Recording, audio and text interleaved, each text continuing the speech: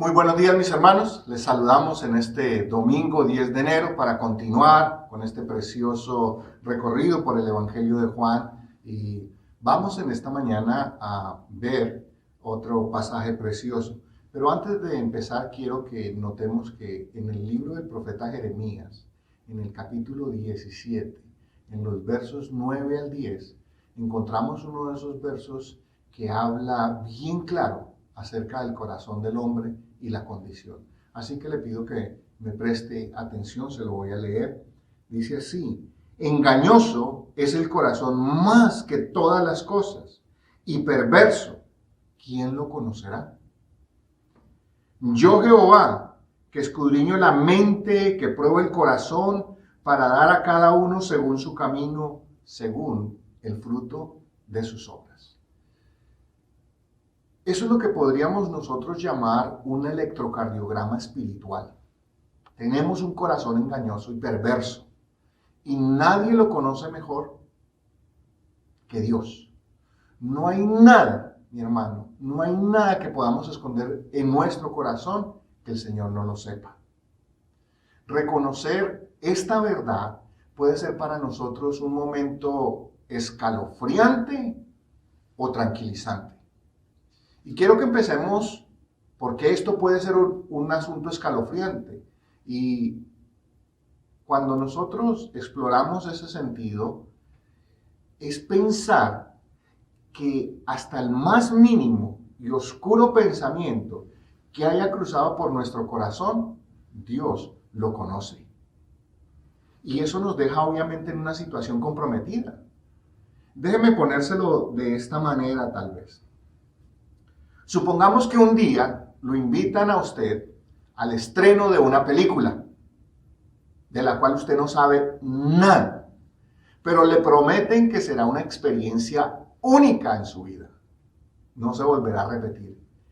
Y al llegar a aquel teatro es un auditorio inmenso, está lleno de espectadores, y para sorpresa suya allí se encuentran todos sus familiares, todos sus amigos, que ha tenido a lo largo de su vida, los hermanos de la iglesia, en fin, no falta ni uno.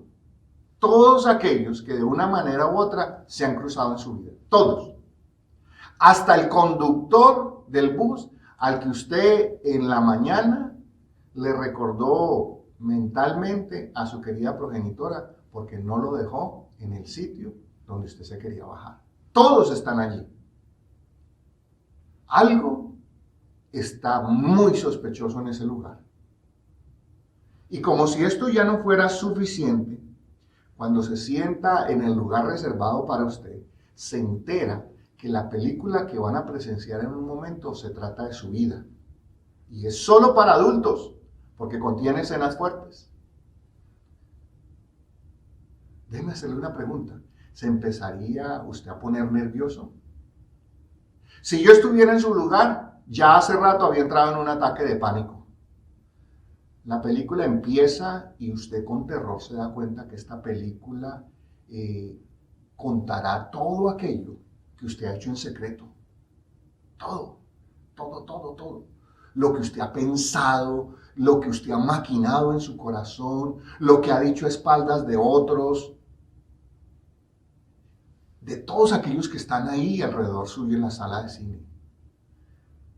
Ese es uno de los momentos que nosotros podríamos llamar como esos que queremos decir: ábrete tierra y trágame.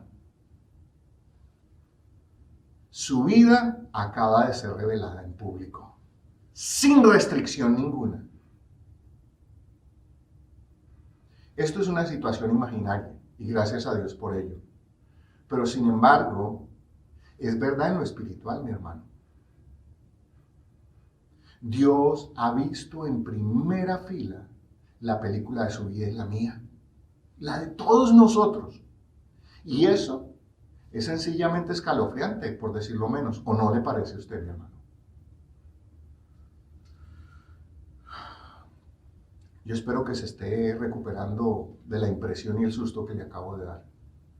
Yo ya me recuperé del susto y ahora estoy dando gracias a Dios porque Él me perdonó. Así que el estreno de mi película fue cancelado. y su sangre destruyó la cinta que contenía todos mis oscuros secretos. Pero si usted todavía no le ha entregado el corazón a Cristo, significa que su película está en cartelera y será próximamente estrenada. Piénselo. Recuerda que le acabo de mencionar el hecho de que Dios conoce nuestro corazón. Así que ese es el asunto escalofriante, pero también es un asunto tranquilizante. Déjeme darle ahora el porqué. Porque a pesar de que el Señor sabe todos estos secretos nuestros, oscuros, esto no lo sorprende ni lo escandaliza. Por el contrario, y esto es lo interesante de todo esto, debido a que nos conoce muy bien, es que decidió enviar a Cristo a rescatarnos. Y a sabiendas de que cómo es nuestro corazón, nos invita a seguirlo. Porque precisamente Él quiere cambiarlo. Además de que es el único capaz de realizar tal trabajo, cambiar el corazón del hombre. Así que en esta mañana lo quiero invitar para que abra su Biblia en el Evangelio de Juan, el capítulo 1, y vamos a ver los versos 43 al 51, y hoy vamos a terminar el primer capítulo de Juan. Prestemos mucha atención a lo que el Señor tiene para decirnos acerca de por qué nosotros hemos sido llamados a seguir a Cristo. Ese será el primer punto que veamos en esta mañana. El segundo es el por qué necesitamos conocer a Cristo personalmente. Y el tercero es que a pesar de que Jesús nos conoce, nos está buscando. Así que vayamos al texto sin más dilación y empecemos por el verso 43. Dice, el siguiente día quiso Jesús ir a Galilea y halló a Felipe y le dijo, sígueme. Y Felipe era de Betsaida, la ciudad de Andrés y Pedro. Así que usted y yo, mi hermano, mi amigo que me escuche en esta mañana, somos llamados a seguir a Cristo. Es interesante en este pasaje notar que Andrés y Juan siguieron a Jesús por causa de la predicación de Juan el Bautista, como ya lo vimos. Pedro, por su parte, siguió a Jesús después que su hermano Andrés le hiciera la invitación. Ahora nos encontramos por primera vez a Jesús invitando personalmente a alguien a seguirle, esta vez a Felipe. Este es el recuento que hace el apóstol Juan y podemos notar que aquellos primeros discípulos empezaron a seguir a Jesús por diferentes razones, o por diferentes medios más bien, digámoslo de esta manera. Andrés y Juan, por causa del testimonio de Juan el Bautista. Pedro, porque su hermano lo invitó. Y ahora Felipe, por causa de la invitación que Jesús le hace. Y esto es seguro que cada uno de estos hombres, empezó a seguir a Jesús por diferentes razones en su corazón. La mayor de ellas probablemente, como consta en los relatos de los otros 3 evangelistas, fue el anhelo que tenían de ser liberados de la opresión romana. O sea que en el corazón de estos primeros discípulos había un anhelo, había una razón, y esta razón era política y económica. Por ejemplo, Juan y Jacobo querían ser los principales ministros de Jesús. Por eso en un pasaje en las Escrituras encontramos que el uno se quería sentar a la derecha y el otro a la izquierda. Judas el Iscariote quería ser el ministro de finanzas del reino de Jesús. Por eso se encargaba de cargar la bolsa del dinero.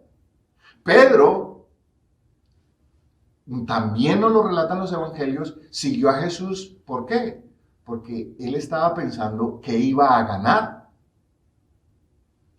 Así que podríamos seguir y decir que cada uno de estos apóstoles empezó a seguir a Jesús, o cada uno de estos discípulos en principio empezaron a seguir a Jesús porque tenían una agenda oculta, una agenda personal. Y Jesús lo sabía. Jesús lo sabía. Nosotros también lo hemos hecho. Hemos seguido a Jesús porque tenemos una agenda oculta, una agenda secreta. Pero de eso vamos a hablar después. Cada creyente llega a Jesús bajo diferentes circunstancias y con diferentes intereses. Quien diga que no es así, está simple mintiendo o su corazón lo ha engañado de tal manera que ni siquiera él mismo se ha dado cuenta de cuál es su agenda al seguir a Jesús.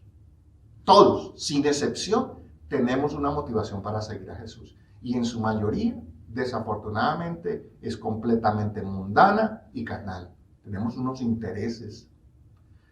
Y esto es así en todos, por lo menos al principio. Con el tiempo, esto debe cambiar. En cierta medida, los pastores, y tenemos que aceptar nuestra responsabilidad en esto, somos responsables de que la gente siga a Jesús por todo este tipo de razones. Por ejemplo, prometemos salud, empleo, prosperidad, como si eso fuera lo más importante que Jesús vino a realizar. Cuando nosotros le predicamos eso a la gente y les enseñamos eso, la gente empieza a seguir a Jesús por esas razones, no por la verdadera. Cuando la realidad es que Jesús vino ¿para qué? Para resolvernos el problema más grave que los hombres teníamos, que era el pecado que nos separaba de Dios y amenazaba con condenarnos para siempre. Jesús sabe en qué estado se encuentra su corazón hoy, en este preciso instante, en qué estado se encuentra mi corazón, y aún así nos invita a seguirlo. Esto es buenas y malas noticias. Así que empecemos por las buenas noticias. El hecho de que Jesús conozca exactamente lo que hay en nuestro corazón nos permite acercarnos a Él sin tener que tratar por nuestros propios medios de enderezar nuestra vida o purificar nuestra conducta o corregir las intenciones del corazón. Porque no lo podremos hacer por ningún medio. Eso no lo podemos hacer nosotros. Así que en este caso todos los seres humanos nos podemos acercar a Jesús tal y cual estamos y cuáles somos. Y esas son buenas noticias, mi hermano. Usted no tiene que hacer nada para cambiar su vida, mi amigo, para acercarse a Jesús. Así como está en este preciso momento, Jesús lo está invitando a seguirlo. Las malas noticias es que si persistimos en seguir a Jesús con una agenda secreta, oscura, en nuestros corazones, tarde o temprano nos decepcionaremos y abandonaremos el verdadero seguimiento a Jesús. Eso fue lo que le pasó a Judas, el Iscariote. Se decepcionó porque él ya no tendría al final del ministerio de Jesús la posibilidad de ser el ministro de finanzas. Y como no logró eso, por eso decidió sacar algo de ganancia y lo vendió por 30 piezas de plata. ¿Usted cree que Jesús no sabía esas intenciones? Si usted lee los evangelios, sabe perfectamente que Jesús lo sabía y le dijo, lo que vas a hacer, hazlo pronto. Claro que Jesús lo sabía. Y aún así, invitó a Andrés, a Juan, a Pedro, a Felipe, a Natanael, a Judas el Iscariote, a todos ellos los invitó a seguirlo. Tú y yo también estamos invitados a seguirlo, a pesar de lo que Cristo sabe que tenemos en el corazón. Y ¿no es eso grandioso, mi hermano? Que realmente no tenemos que enderezar primero nuestra vida para luego seguir a Jesús. Por el contrario, con nuestra vida torcida y nuestro corazón lleno de pecado, es que Jesús nos invita a seguirlo. Pablo afirma que Jesús vino ¿a qué? A rescatar lo vil y despreciable del mundo. En la primera carta a los Corintios, en el capítulo 1, en el verso 28, dice eso. ¿Ustedes creen? Déjenme hacerle esta pregunta, mi hermano. ¿Ustedes creen que Jesús no sabía que Felipe y los demás discípulos tenían una agenda secreta en su corazón? Por supuesto que lo sabía. Y aún así los invitó a seguirlo. ¿Usted cree que Jesús no sabe lo que hay en su corazón y en el mío? Claro que lo sabe. Nos conoce muy bien. Nos conoce más de lo que nosotros mismos nos conocemos. Y aún así nos invita ¿a qué? A seguirlo. ¿Por qué? Porque precisamente Él es el único que puede cambiarnos la vida, puede cambiarnos el corazón y puede cambiar esa agenda secreta que tenemos. Nosotros somos llamados a seguir a Cristo, tal como estamos.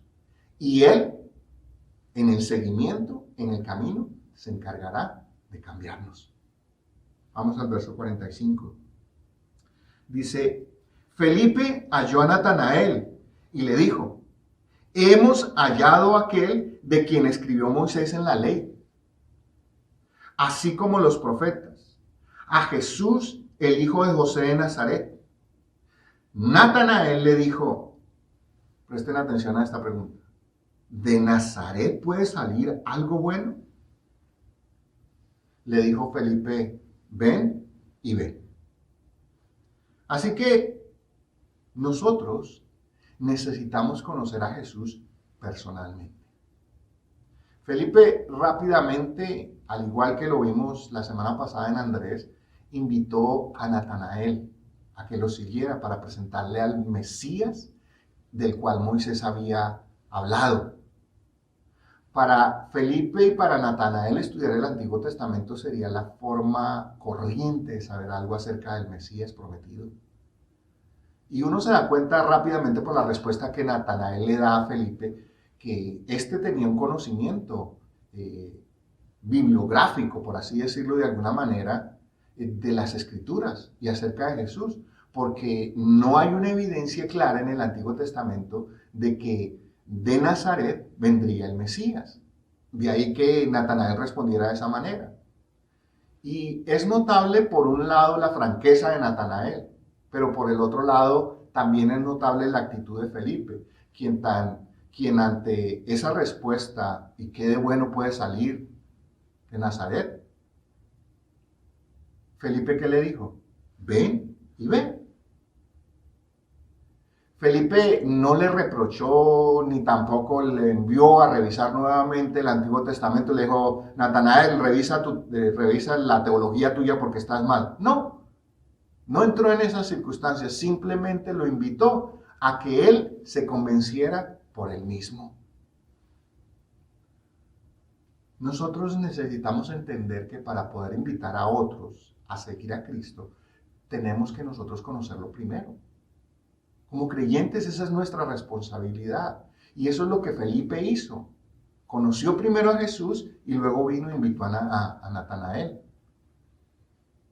A Jesús lo podemos y lo debemos encontrar tanto en el Antiguo Testamento como en el Nuevo Testamento. Pero todo ese conocimiento intelectual de poco nos servirá, menos que tengamos un encuentro personal con Jesús. Ese ven y ve es necesario. No basta con leer y oír. Hay que establecer una comunión personal con Cristo. Cada uno de nosotros podrá formarse una idea acerca de Jesús por lo que lee o por lo que otros le cuentan.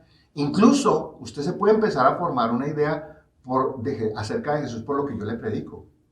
Pero a menos que usted experimente realmente a Cristo en su vida, nunca podrá tener un concepto claro de quién es Él y mucho menos desarrollar una relación personal con Cristo. Déjenme contarle rápidamente una historia, a ver si con esto podemos ilustrar un poquito este punto. Dice que un renombrado ateo fue a dar una conferencia para demostrar que Dios no existía. Al terminar su conferencia, preguntó si alguien quería decir algo.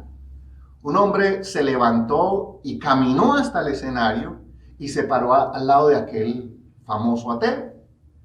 Y empezó a pelar allí una naranja y procedió a comérsela. Aquel ateo extrañado solo se limitó a observar lo que este hombre hacía. Estaba esperando la pregunta seguramente. Y aquel hombre le dijo al ateo, ¿me podría decir a qué sabe la naranja que me acabo de comer? El ateo le dijo, ¿y cómo voy a saber cómo voy a saber yo si no la he probado? Aquel hombre se volvió a ver al ateo y le dice, precisamente, ¿cómo sabe usted que Dios no existe si usted todavía no lo ha probado? No importa qué tan consagrados y honestos seamos, sin una relación personal con Cristo, no podemos llegar a conocerlo verdaderamente.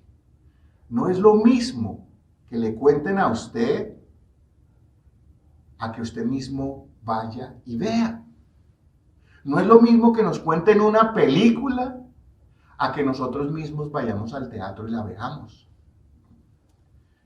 Quiero recordarle el concepto que acabamos de ver. Jesús conoce nuestro corazón. Él ya lo conoce. Ahora es nuestro turno de empezar a conocer el corazón de nuestro amado Salvador. Pero nadie puede hacerlo por nosotros. Cada uno tenemos que venir y por nuestra propia cuenta acercarnos a Jesús. A Jesús no se le puede conocer ni tampoco se le debe seguir a la distancia. Recuerde lo que le pasó a Pedro por seguir a Jesús de lejos. Lo negó. Esto tiene que ser un encuentro personal y muy íntimo con Jesús. No podemos negar que a lo largo de la historia han existido hombres y mujeres y que hasta nuestros días hablan de Jesús todo el tiempo. Algunos incluso se visten como se supone que él lo hacía y otros se dejan crecer la barba para parecerse a Cristo.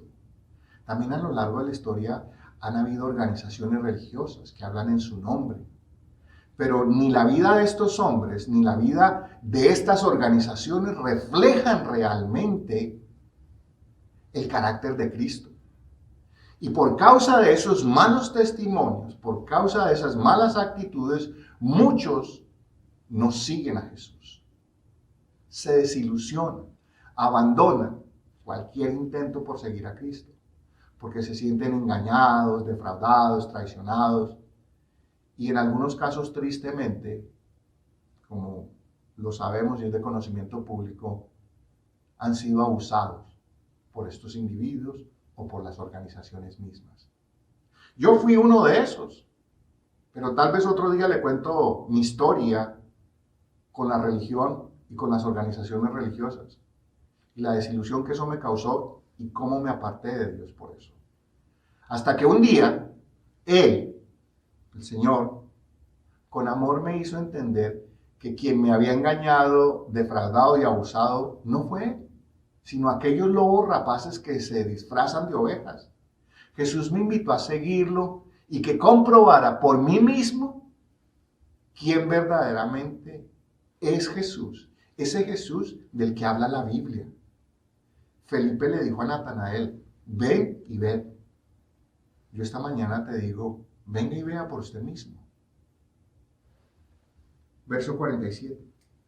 Cuando Jesús vio a Natanael que se le acercaba, dijo de él, he aquí un verdadero israelita, en quien no hay engaño. Le dijo Natanael, ¿de dónde me conoces? Respondió Jesús y le dijo, antes que Felipe te llamara, cuando estabas debajo de la higuera, te vi. Respondió Natanael y le dijo, Rabí, tú eres el Hijo de Dios, tú eres el Rey de Israel. Respondió Jesús y le dijo, porque te dije, te vi debajo de la higuera, ¿crees? Cosas mayores que estas verás. Así que Jesús nos conoce y nos está buscando. Natanael vino a Jesús y rápidamente comprobó quién era él, que en verdad era el Mesías prometido y el que Felipe le había anunciado. Bastó con que Jesús le dijera o le mencionara un detalle muy personal a Natanael para que él se convenciera. Ante la pregunta que Natanael le hace a Jesús, ¿dónde me conoces?, Jesús respondió, cuando estabas debajo de la higuera te vi. Para nosotros no parece mucho. Sin embargo, para Natanael significó mucho. De ahí que hubiera decidido seguir a Jesús rápidamente. La realidad es que nosotros no comprendemos exactamente lo que Jesús dijo a Natanael hasta que entendamos el contexto cultural de esta circunstancia. Déjenme explicárselo de esta manera, tal vez. Cuando un judío normalmente se sentaba debajo de una higuera o a la sombra de una higuera, generalmente estaba meditando en las Escrituras o estaba orando por Israel o por él mismo, por su familia, porque la higuera es un símbolo que está íntimamente ligado con la paz de Israel. Si usted va a pasajes como Primera de Reyes, capítulo 4, el verso 25, allí encuentra esa expresión. Y Miqueas, también 4:4, nos habla de la higuera como el símbolo de la paz entre Dios e Israel. Así que lo que Jesús le dijo a Natanael fue que yo sé que estabas, o podríamos decir, yo sé que estabas escudriñando las escrituras, que estabas orando. Por eso es que te conozco y sé qué clase de corazón tienes. Eres un verdadero israelita de corazón sincero. Es lo que básicamente Jesús le dijo. Desde entonces Natanael no tuvo duda en reconocer a Jesús como Mesías y seguirlo inmediatamente. Muchas personas dicen que un día buscarán a Jesús. Y algunas de las excusas es que me han dado y que dan a otras personas, a otros creyentes, es: ahora no tengo tiempo. Otra es que sus vidas están tan terribles y que cuando ellos organicen un poco su vida, entonces vendrán a Jesús. Otros dicen que cuando se retiren de su trabajo, porque ahora están trabajando y produciendo, y cuando terminen lo harán. Eso es simplemente, y déjenme en esta mañana utilizar unos cuantos barbarismos o modismos, como lo queramos llamar, que nosotros los colombianos utilizamos. Eso es carreta. Carreta es cuando nosotros hablamos algo que no es verdad. Cháchara, también decimos, para explicar lo mismo. Y en términos más castizos, son excusas baratas, mi hermano. Nunca nosotros tendremos tiempo suficiente para venir a Jesús. Nuestras vidas siempre estarán terribles y no las podremos arreglar o enderezar por nuestra propia cuenta. Al final y al cabo, después de todo, fue que Jesús vino a eso, a enderezar nuestra vida, a cambiar lo corriente en extraordinario, como ya lo veremos en el próximo sermón. Nosotros tampoco sabemos si llegaremos vivos al tiempo del retiro. ¿Quién nos garantiza que no vamos a morir mañana o hoy? Aún así, de todos modos, nosotros no buscamos a Dios. ¿Sabe por qué nosotros no buscamos a Cristo? Quiero que me preste bien atención. Porque no podemos. El hombre, debido a su condición caída y su pecado, nunca tomará la iniciativa de buscar a Dios. Por eso es por lo que Dios tuvo que tomar la iniciativa de buscarnos a nosotros. Nosotros, al igual que Natanael, simplemente tenemos que dejar nuestros argumentos. ¿Cuál fue el argumento de Natanael? De Nazaret puede salir algo bueno. Felipe no se enfrascó en una contienda teológica o filosófica. Simplemente le dijo: venga y vea. Jesús nos conoce mejor de lo que nosotros mismos nos conocemos. Así que mi hermano y mi amigo que me escuchen esta mañana, dejémonos de excusas. Vengamos a Jesús y veamos lo que Jesús puede hacer con una vida como la nuestra. Me tomarían varios sermones para demostrarle con las Escrituras de principio a fin de que Dios es siempre quien ha tomado la iniciativa de buscarnos, a pesar de que sabe cómo somos y conoce nuestra condición de pecadores. Solo para darle un ejemplo, rápidamente, quiero recordarle una escena que sucedió en el huerto del Edén. Esto lo encuentra usted en Génesis capítulo 3. Allí encuentra toda esta historia, yo se la voy a resumir rápidamente. Una vez que Adán y Eva desobedecieron y pecaron contra Dios, ¿qué fue lo que hicieron? ¿Cuál fue la reacción de Adán y Eva? El texto nos dice que se escondieron de Dios. Si usted presta atención a los detalles de esa narración, fue Dios el que vino a buscarlos. ¿Dónde están? ¿Por qué se han escondido? Y en aquel mismo lugar que tuvo que hacer Dios, sacrificar un animal para con su piel hacerles un vestido y cubrirles la vergüenza. Esto no es más que símbolo de que alguna víctima inocente tendría que pagar por el pecado de los hombres. Ahora sabemos nosotros que desde ahí se nos estaba anunciando que esa víctima inocente era Cristo. Dios siempre nos ha buscado, a pesar de que sabe cómo somos y lo que hay en nuestro corazón. Y esas son buenas noticias. A pesar de que Dios sabe lo que hay en nuestro corazón y la clase de individuos que somos, aún así nos invita a seguirlo. Esto no fue un impedimento para aquellos discípulos, para las multitudes que siguieron a Jesús. Por el contrario, es la razón principal por la que aquellos lo siguieron y nosotros debemos seguirlo. Recuerden, solo Jesús nos puede cambiar el corazón. Verso 51. Y le dijo: de cierto os digo, que de aquí en adelante veréis el cielo abierto y a los ángeles de Dios que suben y descienden sobre el Hijo del Hombre. Recapitulemos rápidamente. Felipe invitó a Natanael a seguir a Cristo. Y por la historia podemos concluir que Natanael tenía algún tiempo buscando al Mesías prometido. Pero solo lo había logrado comprender ¿dónde? Aquí, de manera superficial. ¿Quién era el Mesías prometido? Pero ese conocimiento no le alcanzaba. Solo fue hasta que Felipe, de manera sencilla, le dijo, ven y vea. Natanael accedió y allí mismo encontró lo que había estado buscando en las Escrituras. Solo que esta vez no lo encontró en letras y en un pergamino. Lo encontró en carne y hueso. El Logos de Dios encarnado. ¿Recuerda lo que vimos al principio? Desde aquel día Natanael siguió a Cristo sin excusa ni argumentos. Y desde aquel día, tanto Andrés, Juan, Pedro, Felipe, Natanael y todos los que hemos seguido a Jesús, hemos podido comprobar lo que solo Él puede hacer.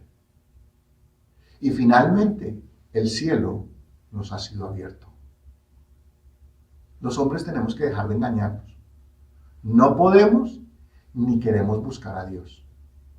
Si no es que Él nos busca, nosotros estaríamos perdidos para siempre. Solo déjeme probarle rápidamente lo que le estoy diciendo con una pregunta. ¿Cuántas veces usted ha ido a buscar a aquellos que lo han lastimado u ofendido para ponerse a paz con ellos? Cuenten, en su mente ahora o más tarde, ¿a cuántas personas que usted ha ofendido ha ido a buscarlos? Cierto que no son muchos. Y no creo equivocarme.